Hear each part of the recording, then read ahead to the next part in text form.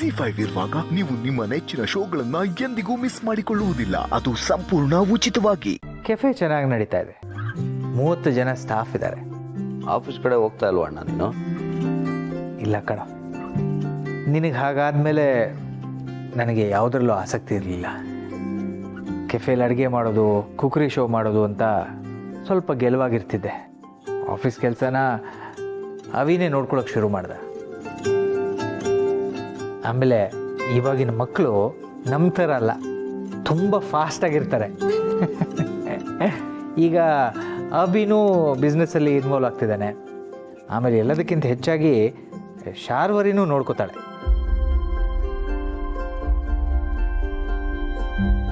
ಅಣ್ಣ ನಮ್ದೊಂದು ಮಲ್ಲೇಶ್ವರದಲ್ಲಿ ಅದಕ್ಕೆ ಬನ್ನಿ. ನೀವೇನೋ ಮಾತಾಡ್ತಾ ಇದ್ರಿ, ಮುಂದುವರ್ಸಿ. ಹಾಗೇನಿಲ್ಲ ತುಳಸಿಯವರೇ, ಇಷ್ಟು ವರ್ಷದ ಕತೆ ಎಲ್ಲ ಮಹೇಶನ್ಗೆ ಹೇಳಬೇಕಲ್ವಾ? ದಿನ ಏನೇನು ನೆನಪಾಗುತ್ತೋ ಹೇಳ್ತಾ ಇರ್ತೀನಿ. ಪೂಜೆಗೆ ಹೋಗಿ ಬಂದ್ರಾ? ಹೇಗಾಯಿತು? ಚೆನ್ನಾಗಾಯ್ತು ಮಾಧವ್ ಅವರೇ.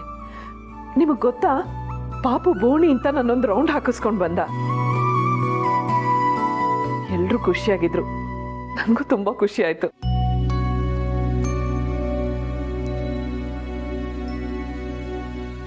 ಯಾಕೆ ಮಹೇಶ, ಯಾಕೆ ಹಾಗೆ ನೋಡ್ತಾ ಇದೆಯಾ? ಅಲ್ಲ, ಈ ಜಗತ್ತಿನಲ್ಲಿ ಇಷ್ಟೊಂದು ಇನೋಸೆಂಟ್ ಆಗಿರೋರು ಇರೋದಕ್ಕೆ ಸಾಧ್ಯನಾ? ನಿಜವಾಗ್ಲೂ ಅದಕ್ಕೆ ನಿಮ್ಮ ಮಾತಲ್ಲಿ ಚೂರು ಕಪಟ ಇಲ್ಲ.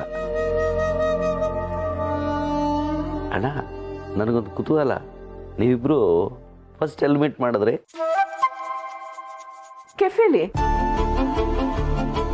ಅಲ್ಲಲ್ಲ, ಕೆಫೆಲಲ್ಲ, ನಿಮ್ಮ ಮನೇಲಿ.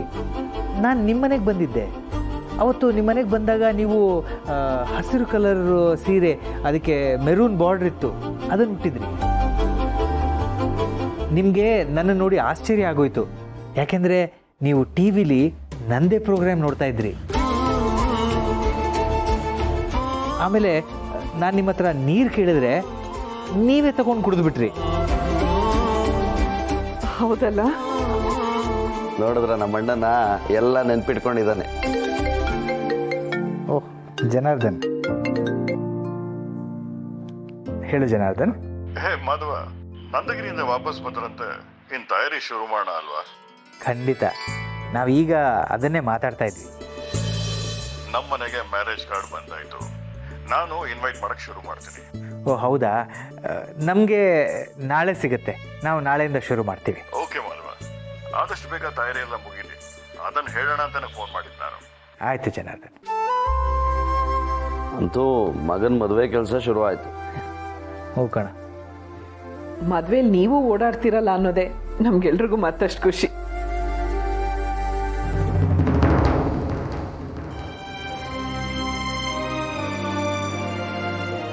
ಅರೇ ಶಾರ್ವರಿ, ಬಂದ್ಯಾ? ನೆನ್ನೆ ನೀನು ಇರ್ಬೇಕಿತ್ತು. ನಾವೆಲ್ಲ ಸೇರಿ ಎಷ್ಟು ಎಂಜಾಯ್ ಮಾಡಿದ್ವಿ ಗೊತ್ತಾ? ಬಿಡು, ನೀನು ದೇವಸ್ಥಾನಕ್ಕೆ ಹೋಗಿದ್ದ ಕೆಲಸ ಏನಾಯ್ತು? ಹರಕೆ ತೀರಿಸ್ತೀಯಾ? ಹೌದು ರೀ, ಎಲ್ಲ ಚೆನ್ನಾಗಾಯ್ತು. ಇಷ್ಟು ವರ್ಷಕ್ಕೆ ಈಗ ನಿನ್ನ ಮುಖದಲ್ಲಿ ಕಳೆ ಬಂತು ನೋಡು ಶಾರ್ವರಿ. ಹೌದು ಮಾಧವ್ ಅವರೇ, ಮಹೇಶ್ ಅವ್ರು ಹುಷಾರಾದ್ರು ಅಂತ ನಿನ್ನೆ ಎಲ್ಲ ಉಪವಾಸ ಇದ್ದು ದೇವಸ್ಥಾನದಲ್ಲಿ ಸೇವೆ ಮಾಡಿದ್ದಾರೆ. ಆ ಕಾಳಿಕಾ ದೇವಸ್ಥಾನಕ್ಕೆ ಬರಿಗಾಲಲ್ಲಿ ಹೋಗೋದು ಅಂದ್ರೆ ಸುಮ್ಮನೆನಾ? ಶಾರ್ವರಿ, ನನಗೋಸ್ಕರ ನೀನು ಯಾಕೆ ಇಷ್ಟು ಕಷ್ಟಪಡ್ತೀಯ? ನಾನು ಹುಷಾರಾಗಿದ್ದೀನಲ್ಲ. ಏನೋ ಅವಳು ಖುಷಿ ಮಹೇಶ, ಬಿಡು.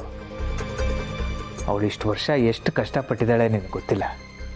ಅದ್ರ ಮುಂದೆ ಇದು ಏನೂ ಅಲ್ಲ. ಏನೋ ನಾನು ಪುಣ್ಯ ಮಾಡಿದ್ದೆ. ನಡಿ ಶಾರ್ವರಿ, ಈಗ ತಾನೇ ಬಂದಿದ್ದೀಯಾ, ಫ್ರೆಶ್ ಆಗೋ. ಹೌದು ಶಾರ್ವರಿ ಅವರೇ, ದೇವಸ್ಥಾನದಲ್ಲಿ ಏನು ಹರಕೆ ತೀರಿಸಿದ್ರಿ ಅಂತ ನಮ್ಗೆಲ್ರಿಗೂ ಆಮೇಲೆ ಹೇಳಿ.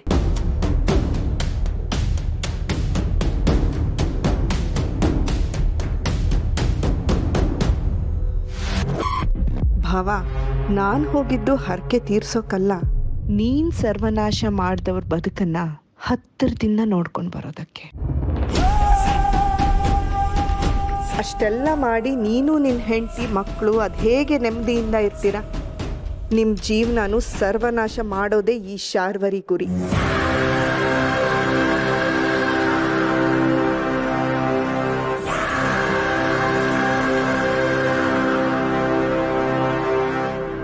ಆಕ್ಸಿಡೆಂಟ್ ಆಗಿತ್ತಲ್ಲ, ಅದನ್ನ ಯಾರೋ ಮಾಡಿಸಿದ್ದು. ಯಾರೋ ಮಾಡಿಸಿದ ಅಂತವ್ರು ಯಾರಿದ್ದಾರೆ? ಯಾಕೆ ಮಾಡಿಸ್ತಾರೆ? ಅದು ಮಹೇಶ್ವರೇ,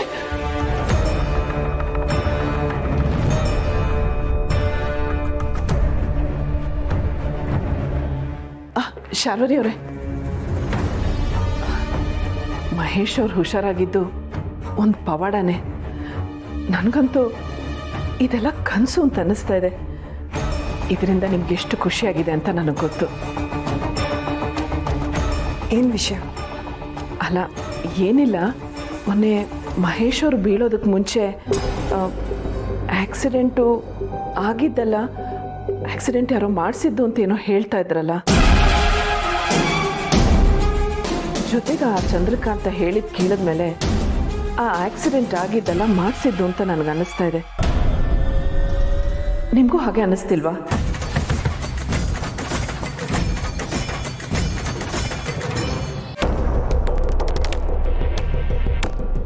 ಮಹೇಶ್ ಅವ್ರು ಇನ್ನೂ ಏನೋ ಹೇಳ್ತಿದ್ರು ಅನ್ಸತ್ತೆ. ಆದ್ರೆ ಅಷ್ಟರಲ್ಲಿ ನೀವು ವೀಲ್ ಚೇರ್ ಬಿಟ್ಬಿಟ್ರಿ. ಯಾಕೆ ಹಾಗೆ ಮಾಡಿದ್ರಿ ಶಾರ್ವರಿ ಅವರೇ? ಅಕಸ್ಮಾತ್ ಏನಾದರೂ ಹೆಚ್ಚು ಕಡಿಮೆ ಆಗಿದ್ದಿದ್ರೆ ಏನು ಕತೆ? ಯಾಕೆ ಹಾಗಾಯ್ತು ಶಾರ್ವರಿ ಅವರೇ? ಅವತ್ತೇ ಕೇಳೋಣ ಅಂದ್ಕೊಂಡೆ, ಆದರೆ ಎಲ್ರೆದ್ರಿಗೂ ಬೇಡ ಅಂತ ಸುಮ್ಮನಾದೆ. ಆಮೇಲೆ ನೀವು ಇರಲಿಲ್ಲ. ಹೇಳಿ ಶಾರ್ವರಿ ಅವರೇ, ಏನಾಯ್ತು ಅವತ್ತು? ಏನು ಹೇಳಲಿ, ಅವರು ಅವತ್ತು ತುಂಬಾ ಎಕ್ಸೈಟ್ ಆಗಿದ್ರು. ಚಂದ್ರಕಾಂತ್ ಹಾಗೆ ಹೇಳಿದಾಗ ನಾನು ನಂಬಿರಲಿಲ್ಲ, ಯಾಕಂದರೆ ಅವನು ಹುಚ್ಚ ಅಂತ ಹೇಳಿ. ಆದರೆ ಇವರು ಅದು ಬರೀ ಆಕ್ಸಿಡೆಂಟ್ ಆಗಿರಲಿಲ್ಲ, ಯಾರೋ ಮಾಡಿಸಿದ್ದು ಅಂತ ಹೇಳಿದಾಗ ನನಗಂತೂ ನಂಬಕ್ಕೆ ಆಗಲಿಲ್ಲ. ಆಕ್ಸಿಡೆಂಟ್ ಮಾಡಿಸೋ ಅಷ್ಟೆಲ್ಲ ದ್ವೇಷ ನಮ್ಮ ಫ್ಯಾಮಿಲಿ ಮೇಲೆ ಯಾರಿಗಿರುತ್ತೆ ತುಳಸಿ ಅವರೇ? ಅದನ್ನೆಲ್ಲ ನೆನೆಸ್ಕೊಂಡು ನನ್ನ ಕಣ್ಣು ಕತ್ಲೆ ಬಂದಂಗಾಯ್ತು. ನಾನು ಏನು ಮಾಡ್ತಿದ್ದೀನಿ ಅಂತಲೇ ಗೊತ್ತಾಗಲಿಲ್ಲ. ಕೈ ಬಿಟ್ಬಿಟ್ಟೆ. ದೇವ್ರ ದಯದಿಂದ ಅವ್ರಿಗೇನೂ ಆಗಲಿಲ್ಲ. ಅಕಸ್ಮಾತು ಅವ್ರ ಜೀವಕ್ಕೇನಾದರೂ ಅಪಾಯ ಆಗಿದ್ದಿದ್ರೆ ನಾನಂತೂ ಬದುಕಿರ್ತಿರ್ಲಿಲ್ಲ.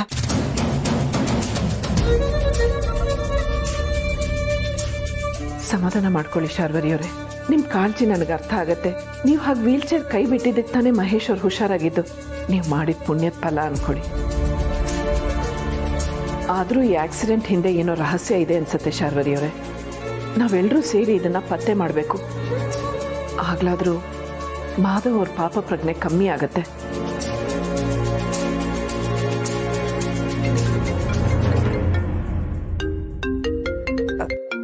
ಒಂದು ಇಂಪಾರ್ಟೆಂಟ್ ಕಾಲ್.